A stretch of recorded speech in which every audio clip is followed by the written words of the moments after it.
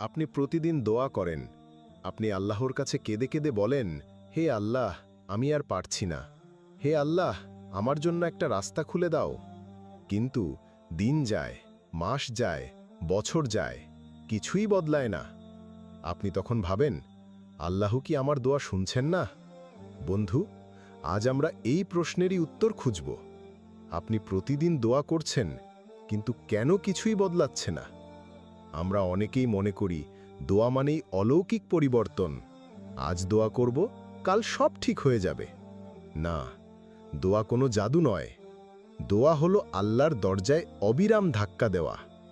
আল্লাহ দোয়া কবুল করেন তিনভাবে।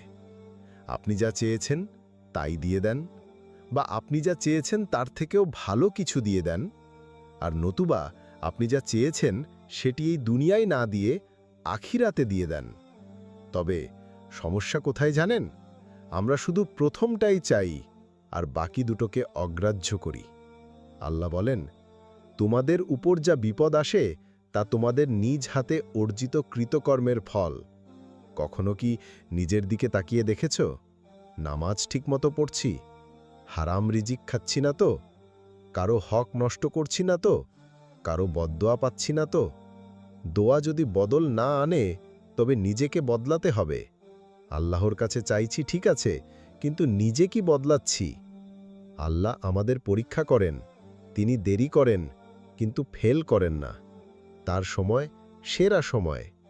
আপনি হয়তো চাইছেন এখনই, কিন্তু আল্লাহ জানেন কখন দিলে আপনি সবচেয়ে উপকৃত হবেন।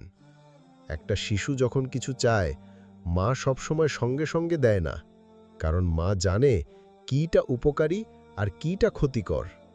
আল্লাহ আমাদের ৭০ মার চেয়েও দয়ালু। তাই মনে রাখবেন, দোয়া মানে চাওয়া না। দোয়া মানে আল্লাহর উপর ভরসা। দোয়া একদিনের না, একবারের না। দোয়া মানে বারবার দরজায় কড়া নাড়া।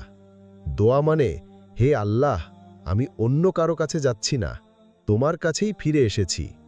এমন দোয়া করুন যেন আপনি জানেন, যদি কেউ দিতে পারে তাহলে সে শুধু আল্লাহ। রসুল সাদ দোয়া করতেন এমনভাবে, যেমন একজন ক্ষুধার্ত খাবারের জন্য কাঁদে। আমরাও কি সেইভাবে চাই? দোয়া মানে শুধু মুখে বলাই নয়, দোয়া মানে হৃদয়ের কান্না। শেষে একটাই কথা বলি, দোয়া কখনোই ব্যর্থ হয় না।